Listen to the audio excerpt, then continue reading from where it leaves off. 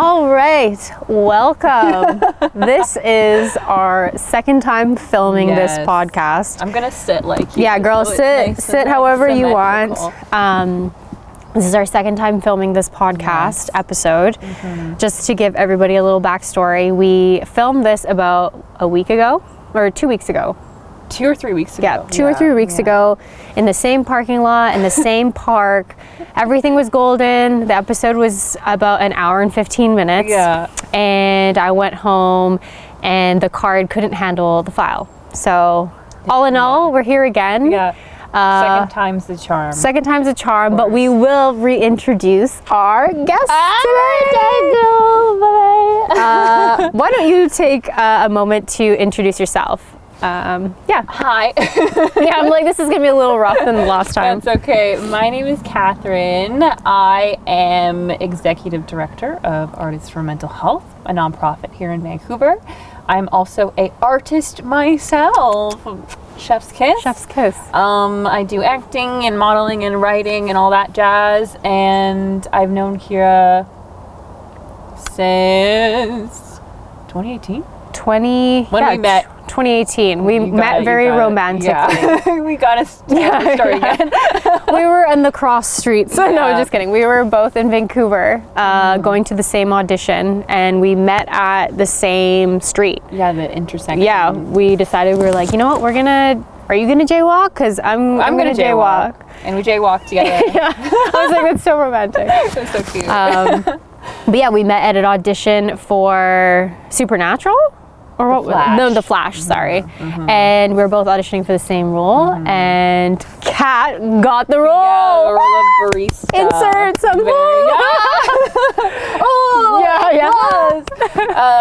But yeah, and then ever since then we've been good friends. Yes, yeah. It's been a couple years, but it's been probably one of the most natural friendships. I think it's just like, we met right away and we're like, yep, we're gonna be friends. Yeah, we both decided, we're like, yep. Yeah. It was interesting because, like, I know that I mentioned this in, like, obviously there's going to be a couple things that we retouch based on from when we first recorded this episode.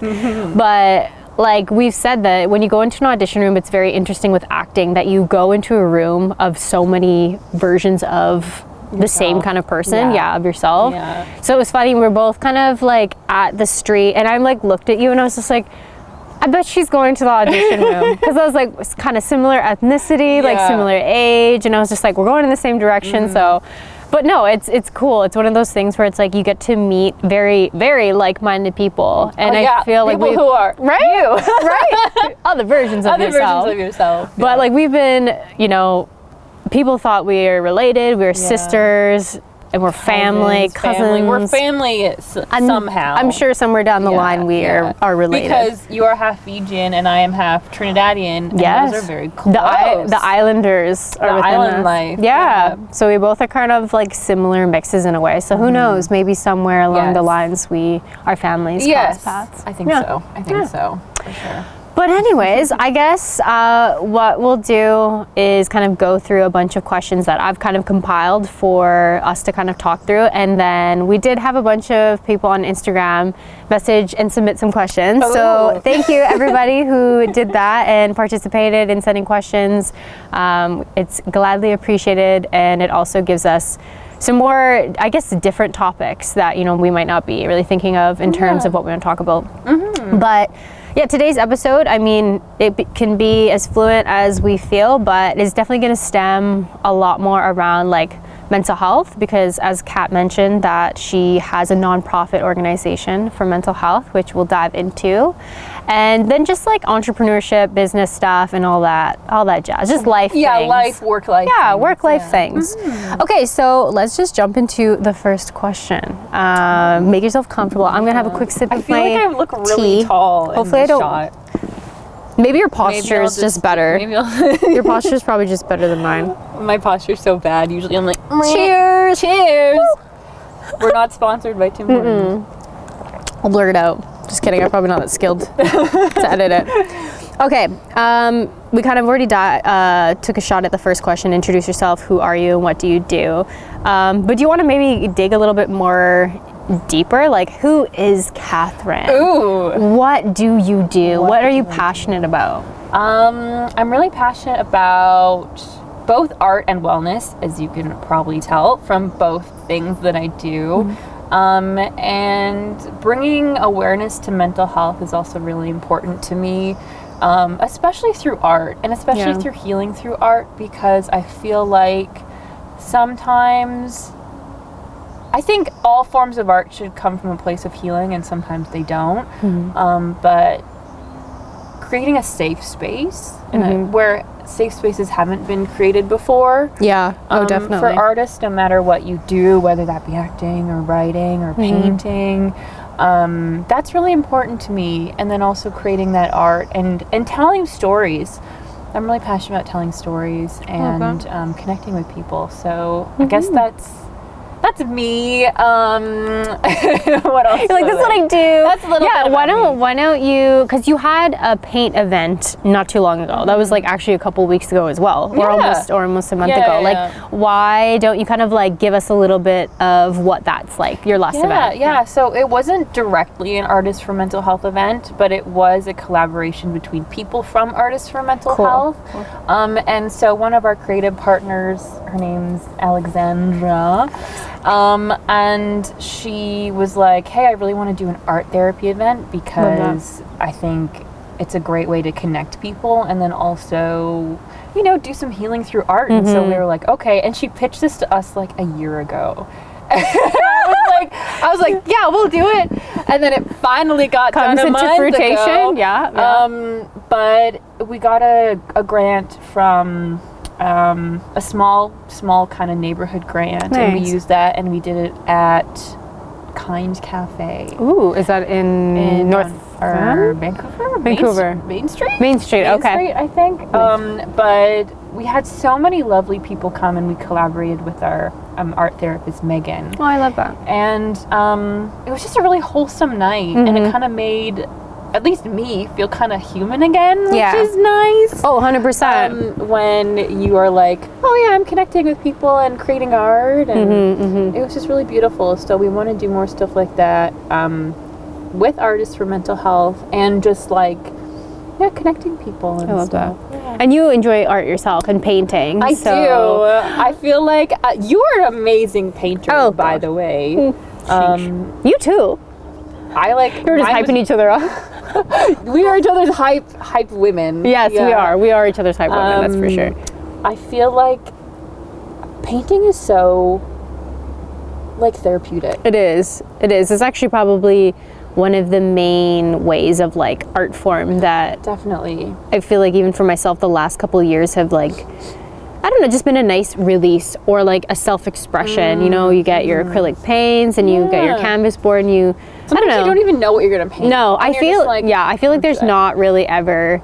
Unless you're obviously going to like a class that's like guided to paint something specific. Let me paint some fruit. But for the most part, it's kind of just like, what am I feeling? And it's like expressed through that, so it's really cool. I think interdisciplinary, big word. Insert definition here. Interdisciplinary art forms based on, I guess, whoever you are. I think everyone is an artist in their own right. But for me, as an actor, I think when I do something that isn't acting, sometimes it can be a way of making me become a better actor, but also a better artist. But it's more healing. So using different interdisciplinary arts to express yourself is really important. As well as like introducing it to people who might not realize that it could be as therapeutic as it is. I was like, I see movement in the bush. They might not see it as therapeutic as it is until they come to something like the event that you hosted, which is really cool because I mean, in terms of like mental health and the resources that we have, it's I would say that it's quite limited or maybe not like as openly spoken about. No. So it is nice that, you know, you've been able to kind of give that back to the community. Thank you. I love that. I love that, girl. Okay, let's jump right into why did you decide to start? And I love this question. Like, I feel like I love this question to any business owner, but I love it for for you? Why did you decide to start a nonprofit organization? So I didn't know anything about business. And this was, I feel like everyone who knows me knows this story. But I was inspired when I went the first time to London, where I studied at Rose Bruford College. And the college I went to had a lot of wellness resources compared to when I went to university here. And there was like mental health first aiders and a lot of support, at least in the mental kind of health community. And that really inspired me coming back here and kind of not having that growing up as well. And being like, I really want to create a space for artists and people who want to heal through art and collaborate. And I mean, as someone, I've had depression and anxiety since I've been 14. And so someone who struggles with it as well, I think bringing that message to other people and ending the stigma is really important to me. So bringing it to kind of the wellness vibe that I got, at least from the school I went to at the time. Bringing it back in a child. Well, it's interesting that you say that, because like now looking back at like when I was in college or university looking into courses and like programs, I don't think I ever actually saw any sort of like mental health program or certificate or like any resources for that matter, even when I was in university. Me neither. And so I mean, that's incredible that you know, first of all, that you went to London and you studied school like over there, but like the fact that you brought something so valuable back for yourself and for other people, because it's definitely one of those topics where I think it's becoming a lot more popular in terms of being transparent about it or saying, you know, counseling, therapy, like that's great. You see a lot more online resources, like I've seen BetterHelp and resources like that, but like to really understand like the resources out there and how they can help you, and obviously also understand like the cost of those services, because for the most part it's not cheap, so it's nice. And I think thankfully, especially like since the pandemic, and I guess which brought up a bit more talk about wellness and mental well-being, a lot more therapists and stuff I know do kind of sliding scales for pricing, counseling or therapy, which is nice, because I feel like there was nothing like that before. And there obviously needs to be more affordable options because everyone needs it, right? So, and for the most part, obviously not characterizing or anything, but sometimes people don't come from financial stability either. You know, where people are able to even be able to afford those services. Like when I reached out and was kind of looking for a therapist, it was almost like an application process. It was really interesting, but like obviously finding a therapist that works for you is beneficial, but it was almost like, you know, I reached out to about like 10 therapists. And only one got back to me. Yeah, only one got back to me, which was surprising because you're kind of reaching out for help. But I mean, it ended up being a great fit. It was someone that I worked with for almost an entire year, and she was fabulous. I don't see her anymore because I feel like I'm at a much better place, but I do think it's healthy to always like go back and like retouch base.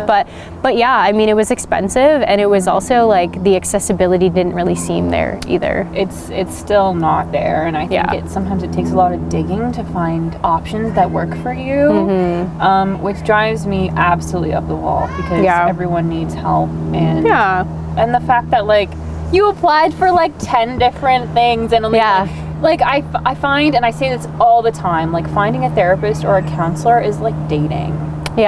It was like matchmaker. It was trying to figure out rejection and not getting along with someone, and so you have to have a lot of patience with it, but it has changed my life personally, so I'm very grateful for it. How did you find your like people that you've worked with? Like, is it literally just through research, through your nonprofit?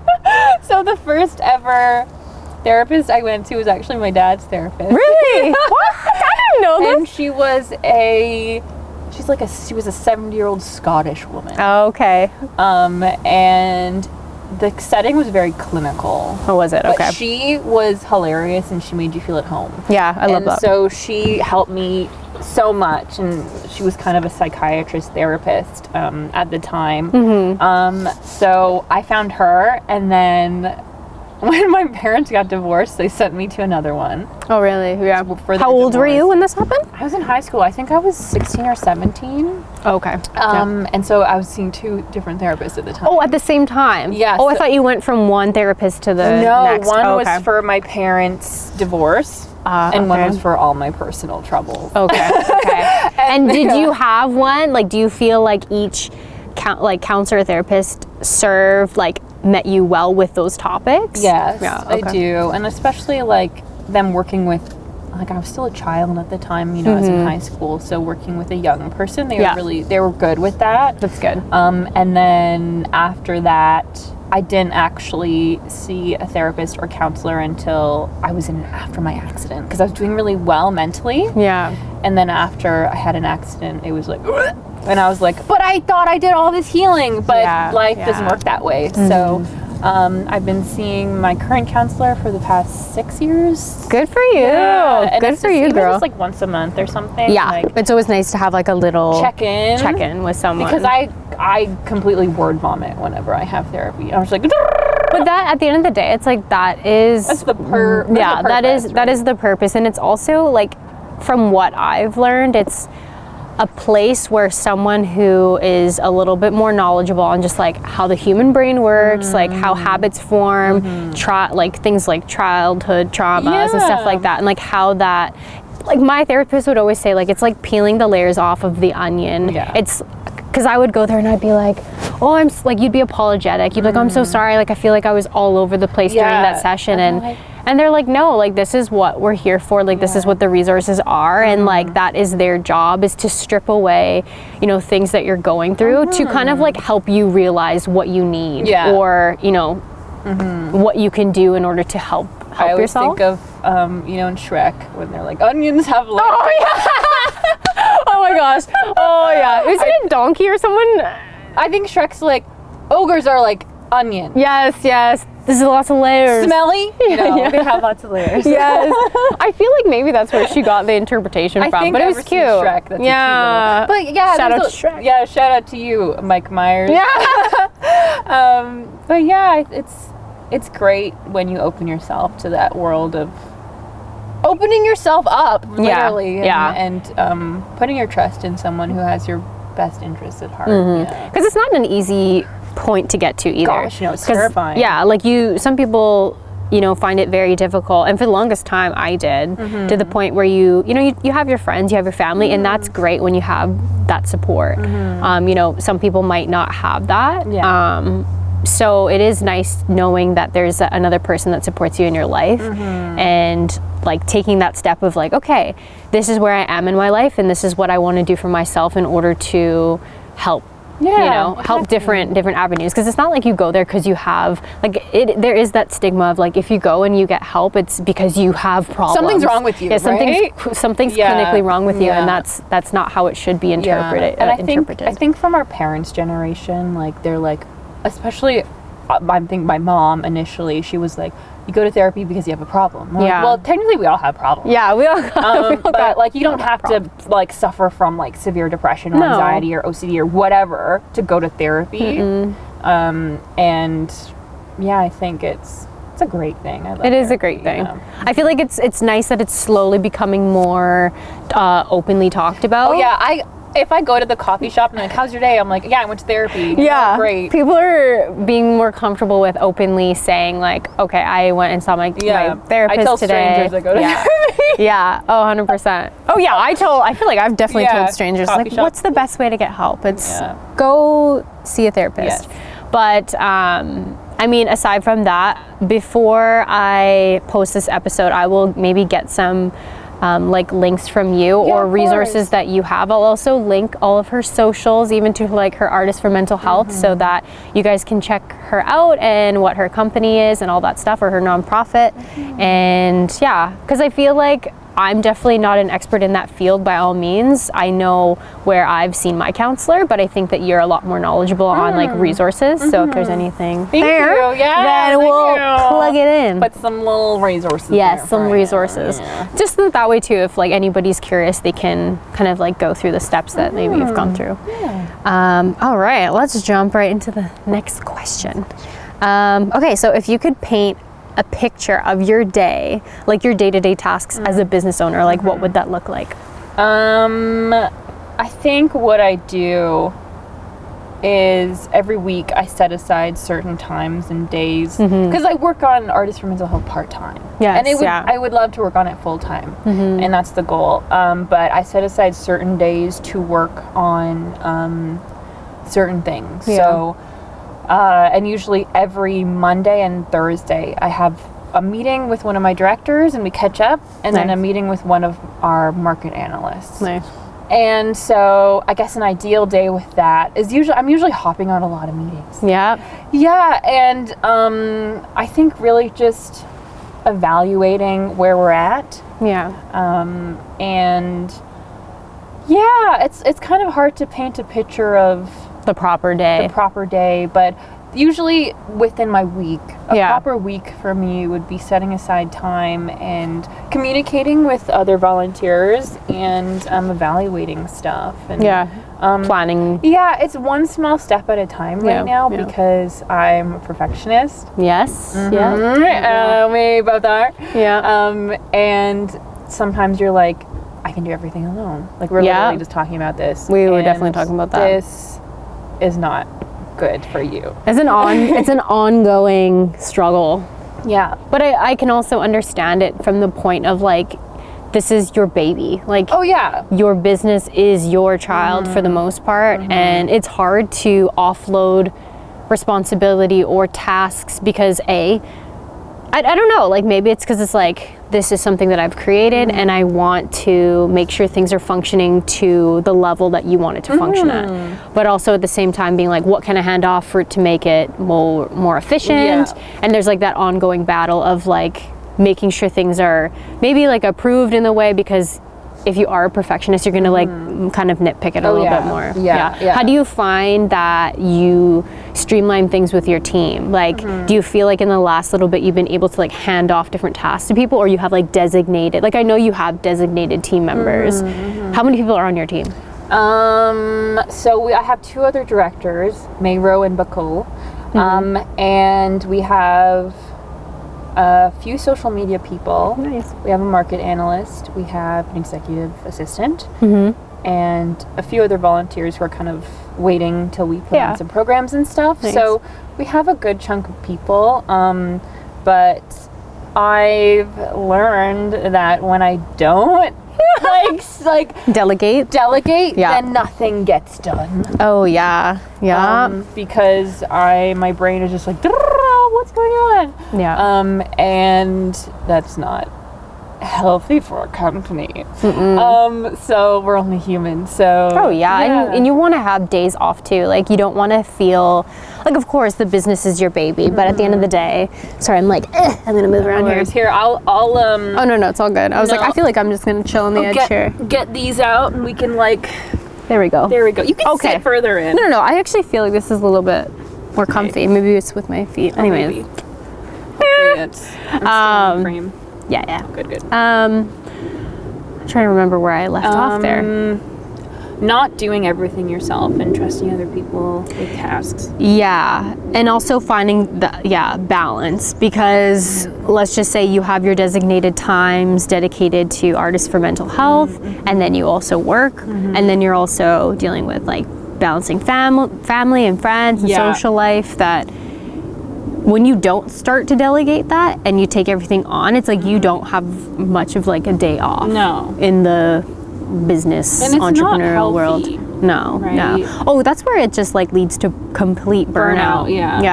Which I've definitely been guilty of. Do you feel like you've experienced a lot of burnout like this year, or do you feel like it was something that you dealt with a lot more last year?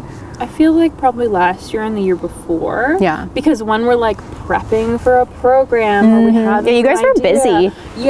So like when we have like a new idea or something, then it's like okay, let's get everything done. Yeah. And then we don't simplify things, and then we're all just, we weren't setting our boundaries, and then you're just burning out. Yeah. Right? Yeah.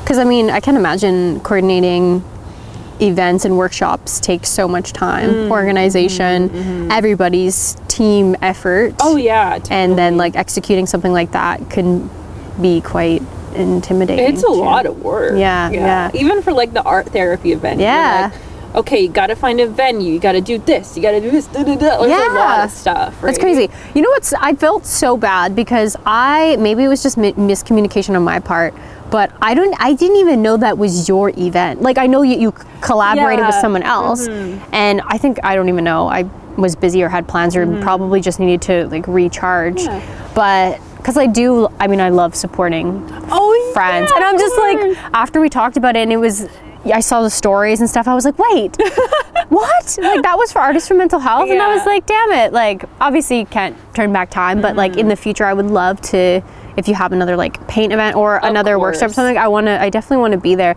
Because I was like, I thought you were going to like a random art therapy thing. Yeah. And I was like, oh, like I really got to balance my thing. And I was just like, damn it. Oh, that's okay. I was like, if it were something like, I don't know. Like I always want to support those, your business endeavors. Because I mean, Kathryn is by far one of the most inspirational people when it comes to like business and entrepreneurship. Like we kind of spoke about it when we met this morning that, you know, sometimes it's a little bit difficult when there's not a lot of like mentorship or guidance in terms of like being a business owner.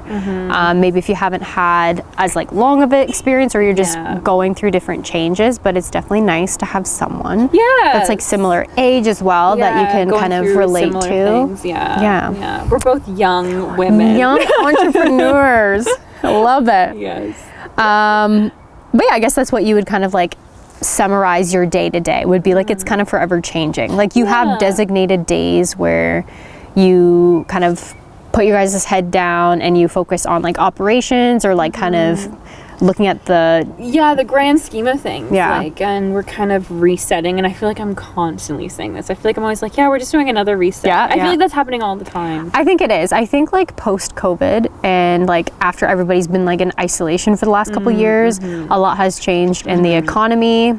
Beautiful birds chirping. A lot has changed in the economy and just social media tools and stuff like that and marketing in general that I think that's just healthy. Like to always to have a point where the refresh starts and those maybe new tools are implemented, but like I don't think that it's ever a bad thing to have a reset or a refresh because it just means that changes need to be that's true. Need to be done. Yeah, in a sense. lots of rebuilding. rebuilding is important. Yes. Okay.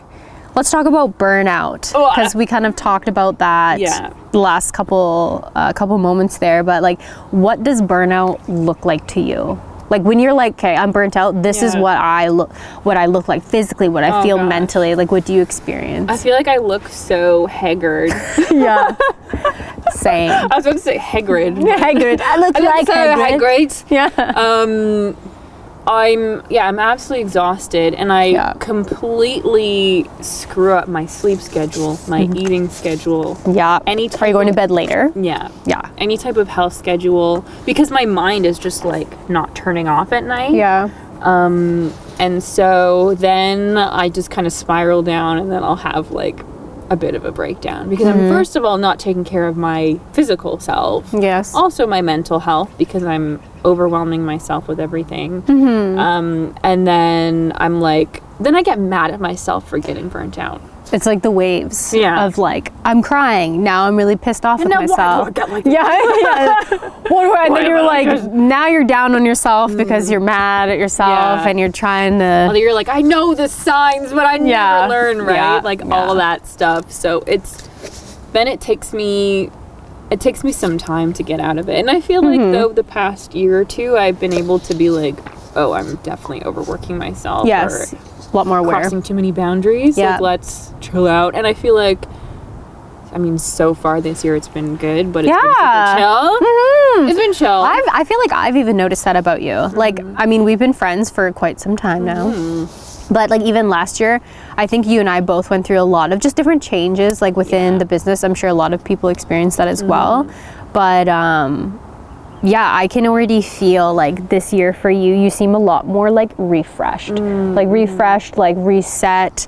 I feel like you have your boundaries in place, like, and that's just speaking from someone who, like, I don't know, gets to see you here and there, and like, I mean, we talk quite often, so it's good because like I feel like it's like a healthy version of like what you want for yourself, you know? Yeah, and I think we were speaking about how when we get older, we realize certain priorities. Yeah. And I think it would be so nice to go off into the woods and connect with nature. And I feel like a couple years ago, I'd be like, I would never do that. Yeah. Isolation? What is that? Away from social? I love isolation. Yeah. A little too much. Yeah. I mean, I guess to give a little backstory, we're not even like in our 30s yet. No. Like, you're 26, sorry. Oh yeah, I'm turning 27. You'll be 27. And you're 27, We're both Cancers. Yeah, we're both Cancers. We're both July babies. So I feel like we have very similar personality traits. Definitely. Also, too, I feel like I just like brain farted and that's lost okay. the train of thought. You're talking about, I also brain farted. You were like, we're young. We're not 30 yet. Yes, we're not 30 yet. I mean, and 30 is young. Yeah, 30 is young. I think I'm excited for my 30s, to be honest. I'm starting to get gray hairs. Yeah, we were talking about that. And I'm like, but age is showing. We were like trying to Google and figure out exactly what could be the cause. It might be potential stress. Yuck. But let's hope not. Yeah, but I'm excited for the, I guess, certain freedoms you get in your 30s as a woman. Yeah. And the peace. I feel like there's a lot more and peace. Not giving a shite. Yeah. Not giving a shite. About not anything. giving a shite. No, we can swear on this podcast. Okay, not giving a fuck about certain things, right? Yeah. And we were kind of touching base on that before. It's like, definitely as you get older, you maybe just tend to care less about other people's opinions, others, what they have to think or say about you. And I think that it's important, like touching base back on burnout, is that you start to prioritize like what's for you. Yeah. You stop kind of thinking about, do I need to go to every social event if it doesn't feel like that's what I want right now. I'm too tired, but you sacrifice your tiredness for going out or something like that. Like I feel like there's a time and a place for everything, and obviously being there for special events and stuff like that, but at the same time, like really understanding what's the best for your health and for your, I don't know, what serves you, and not coming from like an egoic place, being like, does this serve me? And obviously you're going to support people and meet people and whatnot, but like also kind of, does this serve my quote unquote purpose? Or feeds you energy, because does this feed me in any way? And not coming from a selfish place, coming from a place of balance. And better, like even better understanding of like who you are. I've been a big Pinterest girl the last little bit. Me too. Yeah, I feel like you and I are creating such a good some boards. I feel like we're definitely on that Pinterest. I'm like, if I only, you know what? Last time when we were recording, you said, "Oh, what's a social media platform that you prefer?" Pinterest. Because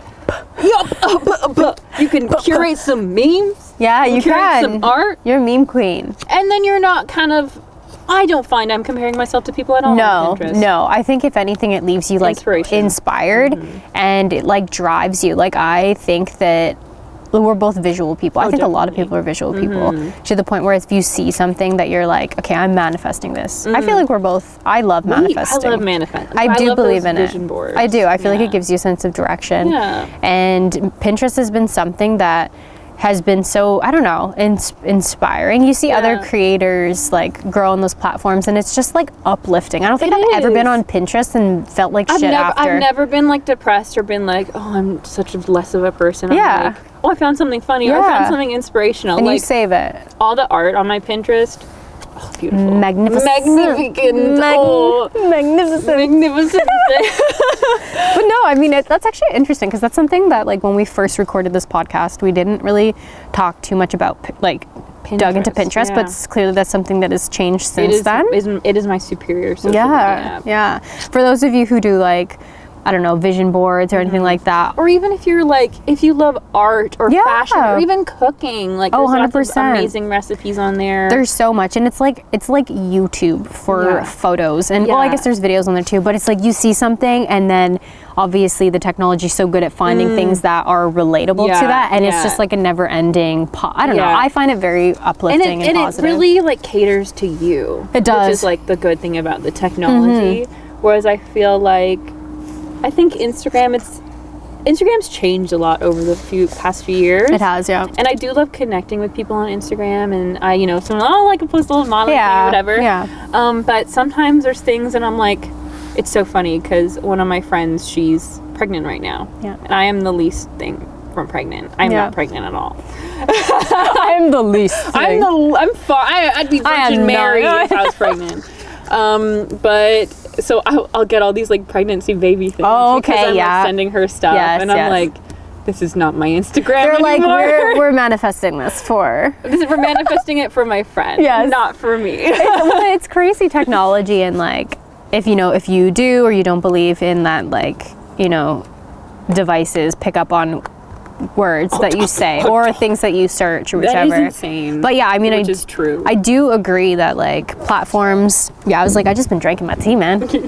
Platforms like Instagram and Facebook, bless their souls, because they give social media agencies jobs, and other businesses opportunities to grow and to reach different markets and stuff like that. But from a personal standpoint, it can be quite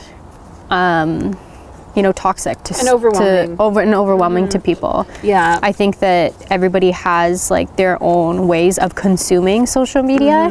So I do feel like setting boundaries for yourself is healthy, because sometimes you can go into like a spiral on Instagram and, compare yourself to other people, or, and then you've been sitting on a social media app and then you sit back and you're like, well, I don't feel great at all. Yeah. And that's not, at least I don't feel like. I don't think the purpose of technology should be that, but obviously it's even without technology, the world is a place like with comparisons too, right? But not to be all philosophical or anything. No, I mean, it's like realistic, right? Yeah, but I think something like Pinterest, we need more apps like Pinterest. We need more, if you're watching this, get on Pinterest. Go to Pinterest, share your Pinterest board with us. Yeah, share your Pinterest. Maybe that's what we should do. We should do that. We should start. We should start like a Pinterest community board where, like, I don't know, or something like that. Let's do that. Yeah, like let's actually implement that where, like, I don't know, every week or something like that, or we start to build a community with people that just inspire people. I love that. Oh, you just saw that. The creation of a brilliant idea. Yes. I'm like, is this still recording? Yes. Okay, good. Okay, let's jump into a question from someone from Instagram. Okay. I mentioned that I'd keep all the questions anonymous. Yes. Because I was like, oh, maybe someone will give something like spicy, like a spicy question. Spicy. I don't think we got a spicy question, but we got a lot of entrepreneurial questions, so thank you very much. Okay, let's do the first one. So tips, maybe like a couple tips for maintaining work-life balance as an entrepreneur. I think being really in tune with yourself and grounding yourself, because then you can be like, where am I at today? Yeah. And I think something that really helps me is it got like dark all of a sudden. I did. What took place from here on out from the podcast was that, yes, we did indeed fill another. It did indeed get dark. Yeah, and it did indeed get dark, and too dark, in fact, that it shut off. Yeah, too dark, in fact, that it shut off to the point where memory cards were full. My audio seems really low. Maybe I'll get a little closer. Just like lean in like this. Why does this look so weird?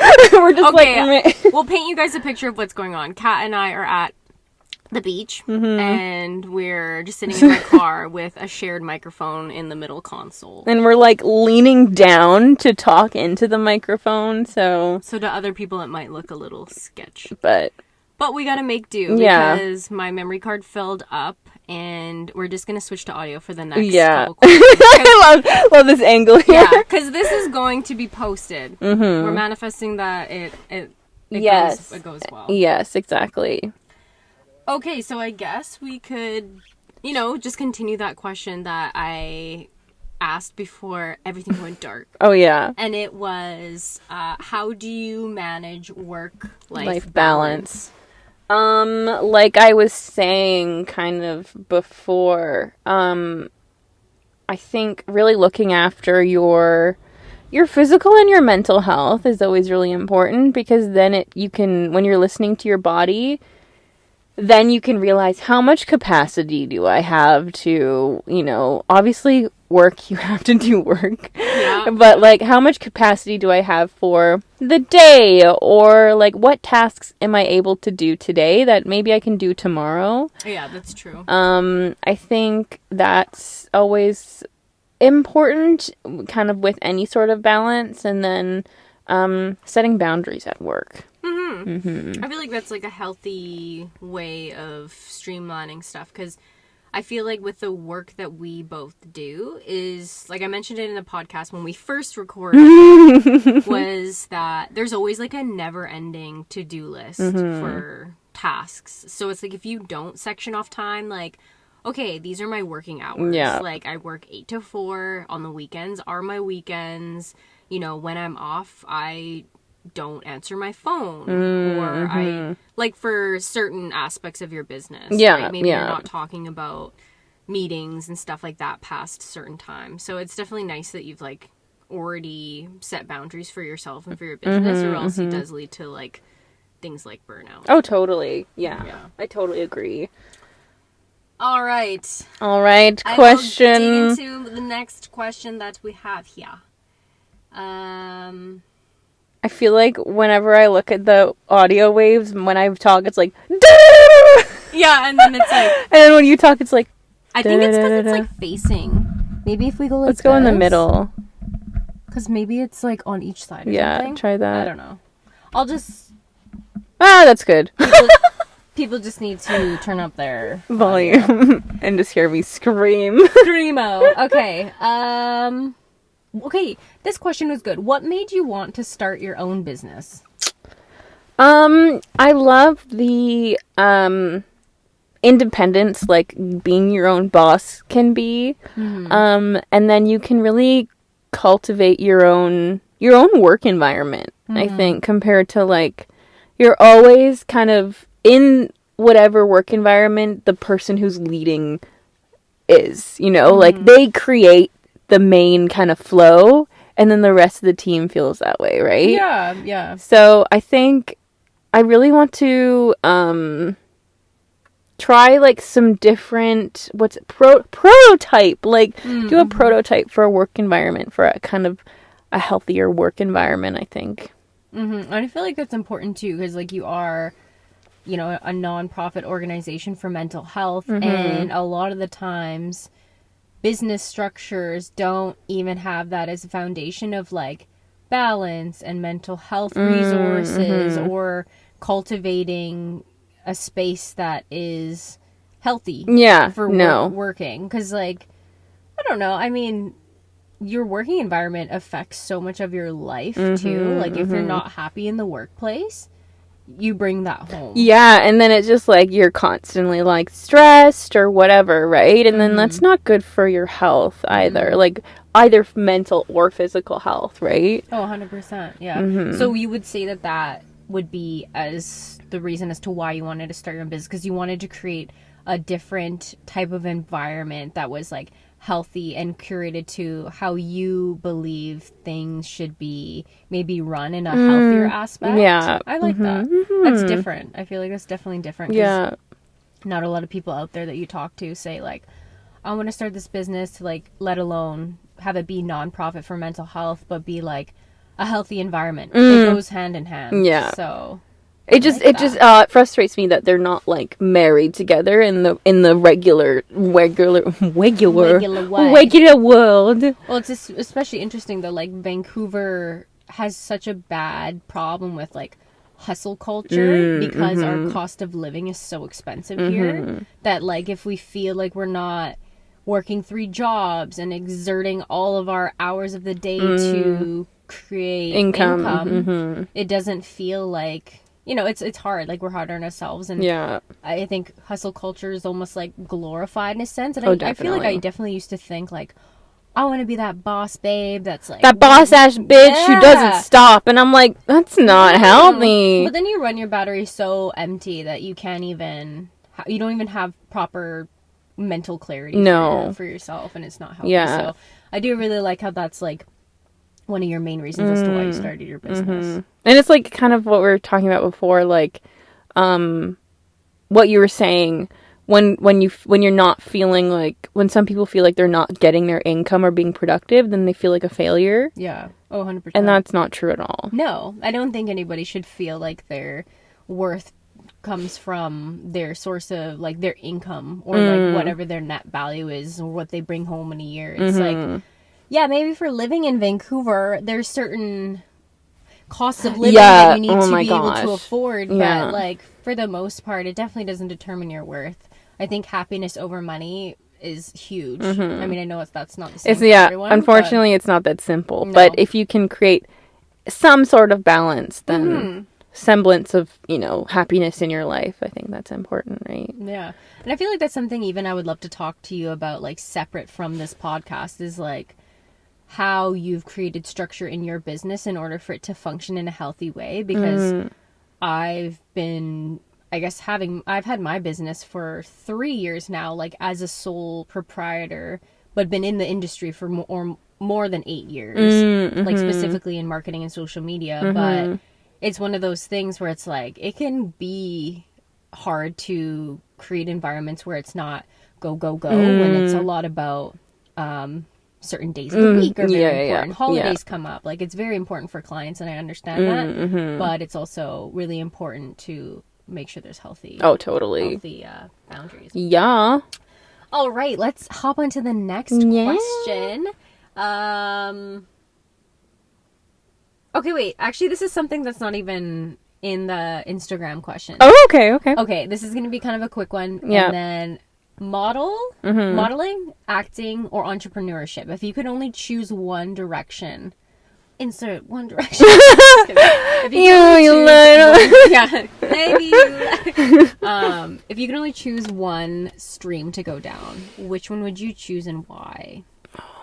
Whether it brings you like the most happiness, you feel like you could be the most creative. I feel like this is tough because I feel like before COVID and before kind of Artists for Mental Health, I would have said acting. But now I like the business side of things and bringing wellness into that, and even bringing wellness into the industry. Yeah.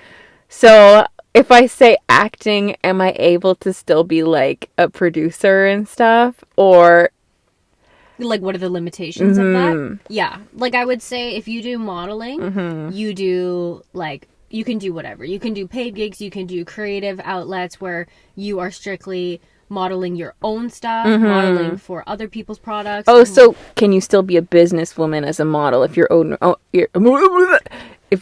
modeling your own products? That's my question. With limitation. Limitation? Yeah, like entrepreneurship business would be like Artists for Mental Health, 100%. Modeling would be like your portfolio building aspects of it, and acting would be like, that is your career. Like TV shows, whatever, commercial, whichever. I would probably say acting if I'm able to also like be behind the scenes as a producer, or like some sort of like itself. And like bring about wellness. But it's hard because I feel like I've kind of married the two. What about you?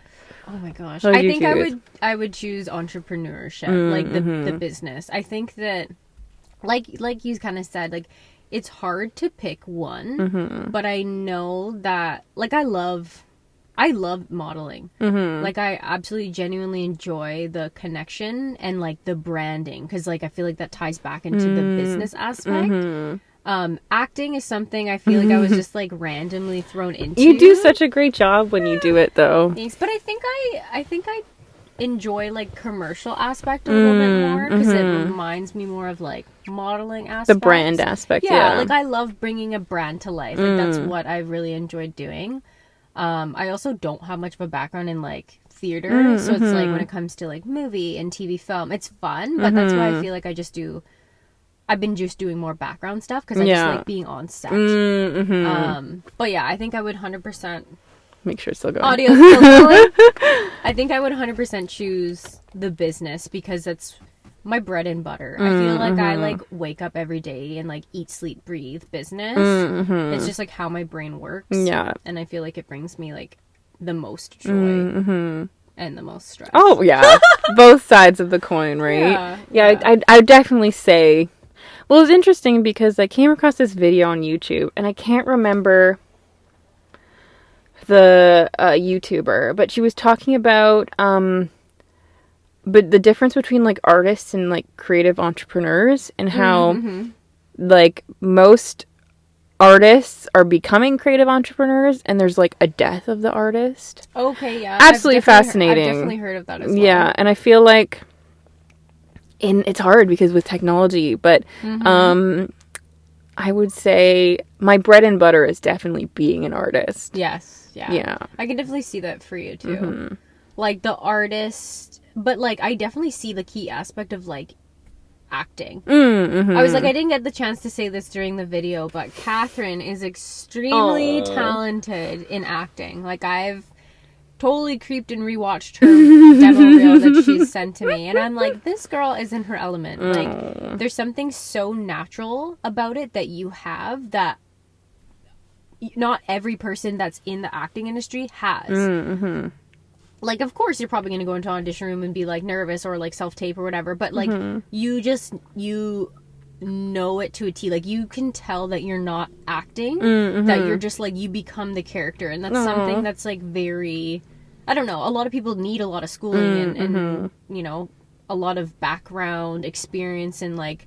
when you go and you take programs and stuff. And I know that you are very experienced in both like theater and like program and like workshops and stuff, but like you can see that become such a natural skill to you. Oh, thank you. But yeah, no, I mean, I love watching your thank demo you. reel. I think there was one that you sent where you were definitely more of a like seductive. Oh yeah, that's my bread and butter. Yeah, that's your bread and butter. butter. But in person, that is not me at all. You should be in the next 50 Shades. Oh no! 50 Shades of Grey. No, I mean, I know you. And more so, like you play that role well of like the sophisticated, like seductress, sexy, confident. I feel like that part of me is in me. Yeah. But I don't display it like. Well, yeah, but that's like the beauty of acting, right? It's like you become this alter ego, like you become a character. You're not like that is who I am as a person. Yeah. I feel like a lot of actors then have that like dissociation. Yeah, the whole like method acting and everything. Yeah. When they go like, you know, like I'm gonna starve myself for this. I don't agree with that at all. No, that's because I'm crazy. Like, you are not being a healthy human being. But so, they become so attached to that character that it's something that and then you do lose yourself. So it's, I know it's like a very popular thing, and people are kind of realizing certain things about it, but I've never enjoyed it. I think if you're like, oh yeah, my character is like, I don't know, they bowl, they're a professional bowler. Like, yeah, go learn how to bowl. But it doesn't mean you have to, like, eat, sleep, and live at the bowling alley. Like, or people will, like, fully grow, like, all their hair out, like, their facial hair, like, to become the character. And I'm like, there is hair and makeup for a reason. Yeah. But maybe it helps them, like, get more definitely involved in the character. But, yeah, there's definitely certain extremes that people take in terms of, like... There's a limit. It's like, do you want to cross this line and, like, hurt your mental or physical well-being to, I don't know... become a distressed character in this movie? Or do you want, like, it's like, I don't find the need to cross that boundary. Yeah. Because it's just, like, it's, for me, it's very unhealthy. It's too much. It's too much, yeah. But, yeah, I mean... Definitely, Kathryn's very skilled. She don't need to do none of that. Oh, thank you. Okay, I guess we'll just have a couple more questions because, I mean, I want to make sure that the audio goes through as well, and that everything checks out for this video. And first of all, thanks to everyone if you've made it this far. Yeah. Because to jump ship and to go just audio, that's quite Thank you. Yeah, we thank you a lot. Yeah. They should do something. They should write something in the comments if they've gone this far. Yeah, if you've made it this far, what kind of emoji should they leave? They should leave a mermaid emoji. Yeah, do a mermaid. Whatever color hair mermaid you want to leave it. Okay. This is really good. I don't even think no, maybe I asked this. Most valuable lesson you've learned in balancing personal brand versus professional persona. We did talk about we kind of touched on that. I used to have like a public Instagram account, and I would constantly worry about who's following me, who's liking this, da da da da da da da da. And now I have a private one where I just, I follow my friends and people I meet in the industry and whatever. Yeah. But I guess like talking about the balance between like personal and professional, if I'm thinking about my public one, I love posting bikini pictures. You do. I love beach stuff. Yeah, with reason. It's like, look good, feel good. Yeah, and I think I'm still being professional. I'm not just, you're allowed to post whatever you want, but my ass isn't right in the camera. I think there's, at least for me, the balance and the boundary between professional and personal is just like, there's kind of an intuition thing inside, being like, yeah, like, would I want some random family member to see this? Would I want my mom to see this? Yeah, is this linked to my Facebook? Yeah, like, oh no, Auntie Lisa's gonna look at this and judge me. Judge me. And the next family get together potluck, they're gonna shun me. Yeah. No, I mean I think that's a good level of like meeting yourself in between and being like, this is my creative outlet. This is also something that empowers me as a woman because women tend to get a lot of the short end of the stick when it comes to like judgment. Like a bikini picture is posted, or you post something with like a little more skin showing, and it's like, and women are so fucking beautiful. Oh yeah. So just like, and no matter who you are, just like when you gain that confidence in yourself, it feels so good. It's a form of like it's self-love. Yeah. It's respecting like whether you've been gymming hard and you feel like stoked with how your body's been, or you're just comfortable in your own skin. You're like, I'm feeling myself today. I love that. I think there's something so special about that because as women, we got the short end of the stick for a very long time. And so when you can feel confident in your body or yourself or whatever, I find that very empowering for sure. Oh, 100%. Especially just because, if someone posting a bikini pic bothers you, I also am like, well, why are you following? Yeah. Like, why, if this bothers you so much, or if this doesn't, if it rubs you the wrong way, or if you're uncomfortable, like you have the choice. Yeah, you can scroll away. Yeah, you can even block accounts that you're like, I don't ever want to see this again. You can, on Instagram, you can even say, I don't want to see things like this, right? Or accounts like this. Yeah. Like the technology is there to try to avoid, like Facebook. It's like, I don't want to see this memory again. I don't want to live this again. Oh my gosh. It'll be like 2019 or no, 2012, and I'd be like, back when this happened. Oh my gosh. I'm like, oh my gosh. There are resources, bury that tools with those social media. I mean, not everything. You can't filter everything. No. But I do think that if someone wants to post something that makes them happy, or they're making food, they are on a vacation, or they want to post themselves at the beach in a bikini, or at a studio in a bikini, like, all the power to you. Yeah, So I think that's good that you have that. Yeah, I think it frustrates me because a lot of people, I've noticed nowadays, it's like, they'll comment if they don't like something, and they'll say something really mean. in some that cases. crazy. And I'm just Have like, you experienced that? you know what? Back in 2019 when I wrote a blog post, I think one of my first blog posts, some random person messaged me on Facebook and was like, "You're so entitled, like, people like you, da-da-da," this long-ass paragraph about how I was this princess and I was entitled. From your blog? Yeah. And I was talking about, like, mental health shit. Like, I'm like, dude, you don't know my story. No. I don't come from some wealthy, high family. Obviously, I'm very grateful for where I am. Yeah. But it's also, you don't need to explain it to anybody. And that's the interesting thing about how, just how people are in the world, or like how they feel so powerful behind a screen or a keyboard. And like, I get it. It's like, maybe you're going through some stuff. Tell me in person if you really feel that way. Or just like, just save be, yourself the energy. Be a good human being, I think. Like, there's so many keyboard warriors out there, but it's also like, you do realize that you've taken time out of your day and your energy to like participate in a conversation towards someone that apparently you don't even support or want to say good things about. So why even bother, man? Why even go read a book. Go read some. Go for a walk and go read some poetry. Yeah, get some fresh air, man. Yeah. Just be a good human. Yeah, just be a good human and like spread love, man. Spread love, not nothing hate. hard. There's nothing hard in that.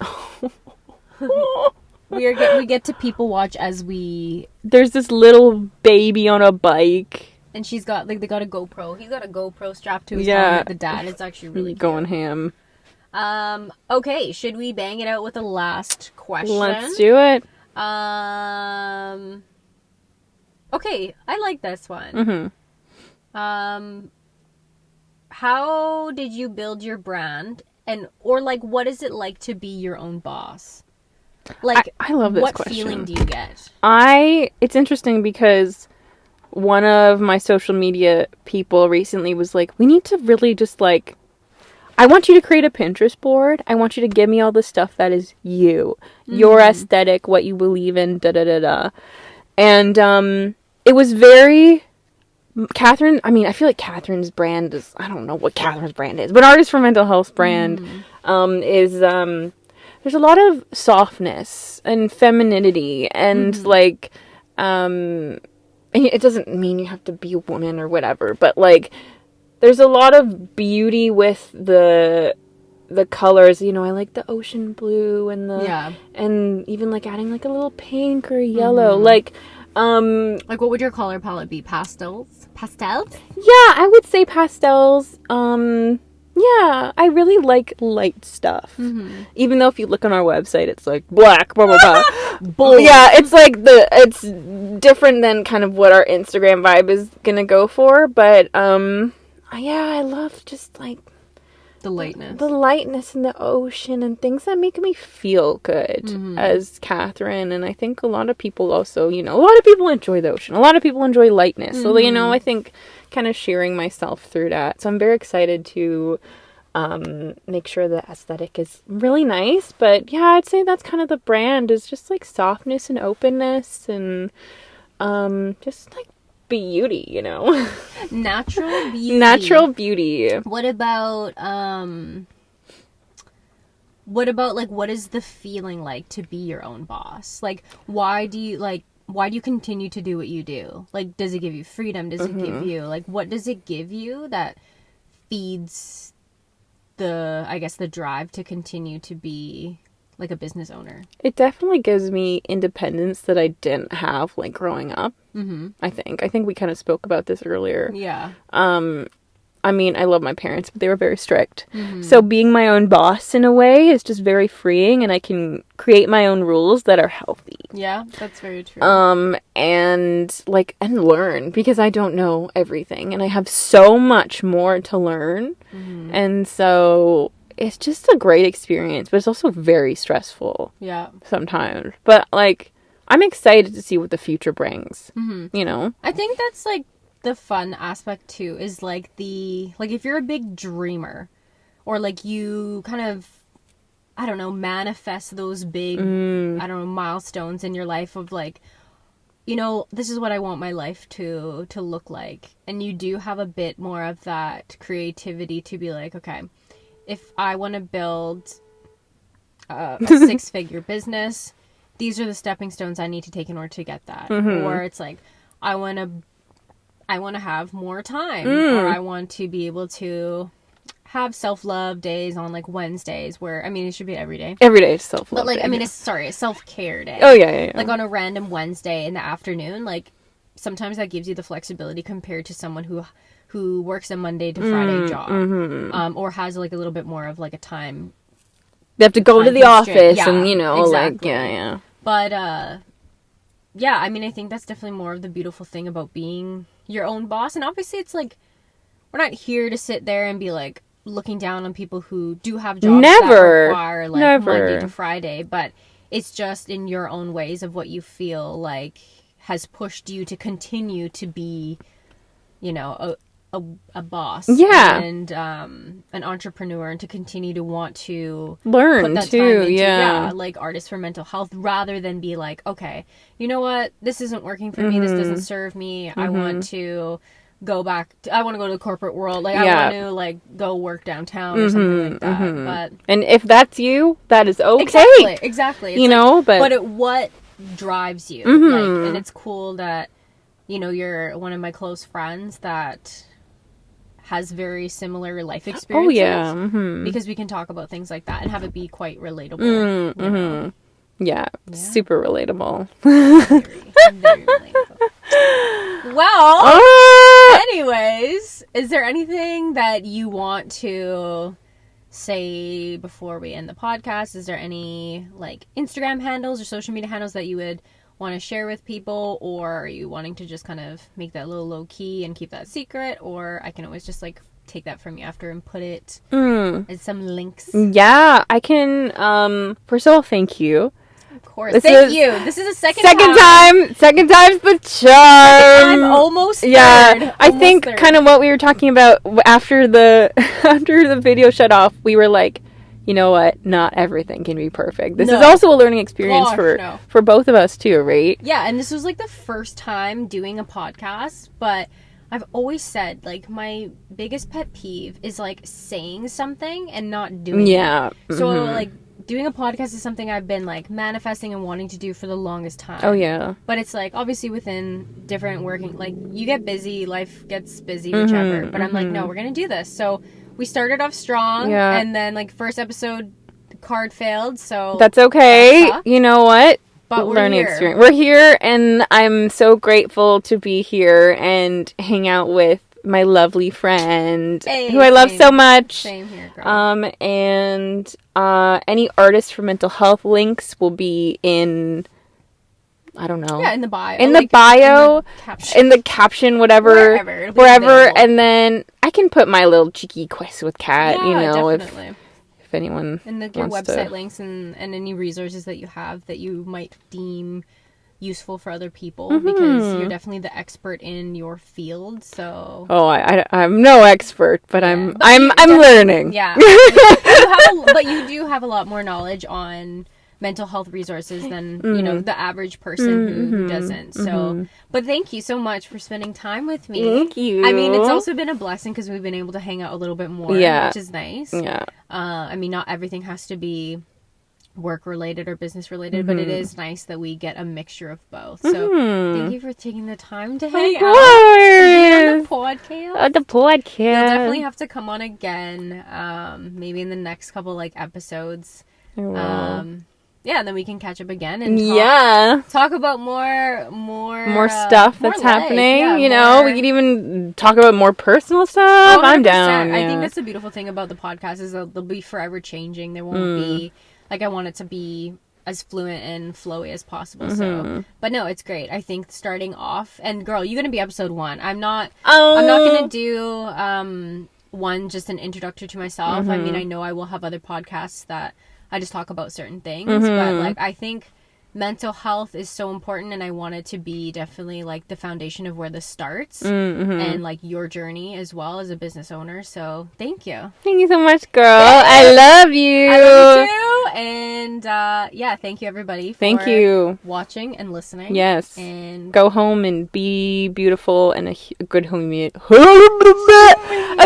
A good human. Thank you very much. Thank you.